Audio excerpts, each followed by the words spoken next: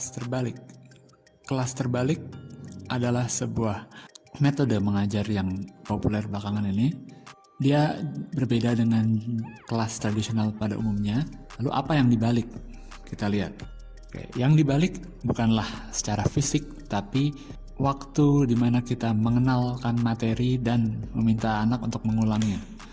Saat kita mengenalkan materi, di jenis kelas tradisional, anak-anak belajar di kelas, guru akan memberikan materinya, guru akan mengajarkan dari depan, dan sumber pengetahuan mayoritas didapat dari guru.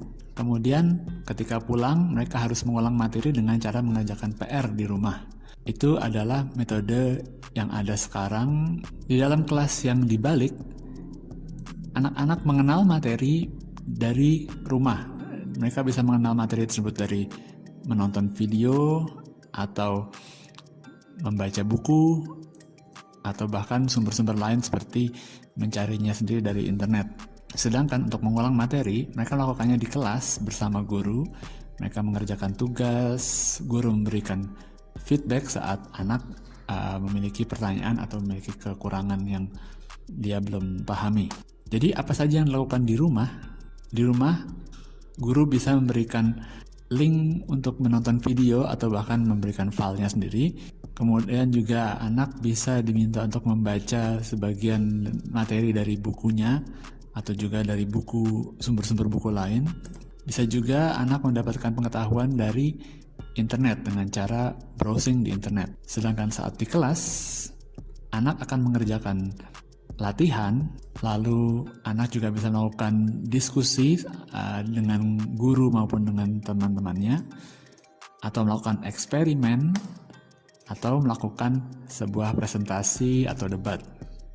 Metode ini disukai karena pertama, bersifat efektif waktu. Kenapa? Karena untuk cara biasanya dalam kelas kita memiliki sekitar 30, 40, atau bahkan 60 menit untuk mengajar kepada anak, dan anak agak dipaksa untuk mengerti dalam waktu itu.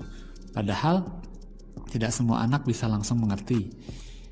Dan dalam waktu yang sama juga, selain harus mengerti materi, mereka juga harus melakukan latihan-latihan.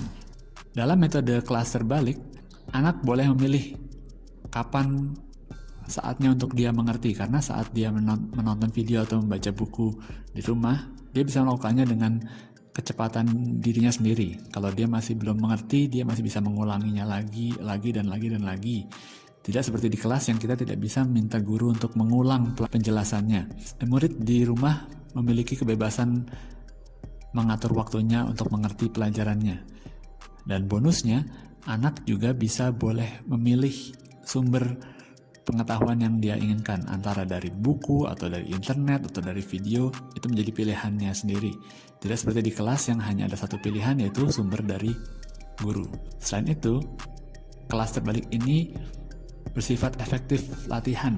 Dalam cara biasa, murid mengerjakan PR sendiri di rumah, tidak ada guru yang membantu, dan ketika di kelas, karena waktunya sudah terpakai untuk mengerti penjelasan dari guru, maka waktu untuk mendapatkan bantuan untuk mengerti PR itu sedikit.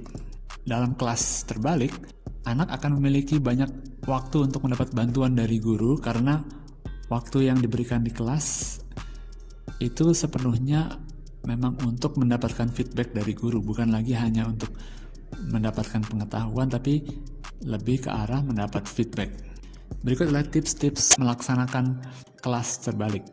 Pertama, dalam membuat video, jika seorang guru memilih untuk membuat video, pastikan bahwa video itu kurang dari 10 menit dan cukup menyenangkan. Kedua, jika ada file-file yang ingin diberikan kepada anak dan kita merasa anak tidak memiliki akses internet yang baik, kita bisa memberikannya lewat USB atau lewat CD. Harap diperhatikan bahwa file yang dimaksud tidak hanya selalu dalam bentuk video. Kelas terbalik tidak berfokus pada membuat video, tapi lebih ke arah meminta anak menyerap pelajaran, menyerap teori di rumah. Teori itu bisa dari video, tapi juga bisa dari sumber lain seperti buku misalnya. Ketiga, Agar memastikan anak memang menonton video atau membaca sumber materi yang kita minta, berikan tugas pengaman. Tugas pengaman inilah tugas yang dikerjakan setelah mereka menonton atau membaca materi, sehingga saat di kelas kita bisa memastikan bahwa mereka sudah melakukannya.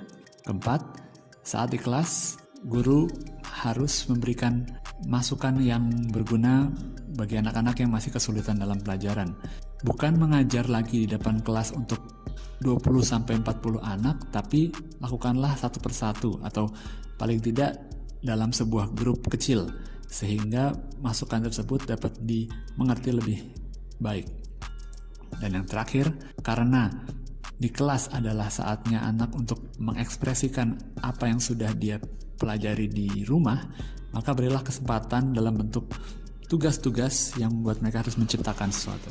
Oke, semoga dengan mengaplikasikan kelas terbalik ini, anak tidak lagi hanya mendapatkan pengetahuan dari guru, tapi dia bisa mendapatkan pengetahuan lebih maksimum lewat banyak sumber dan bisa mengaplikasikannya ketika di kelas.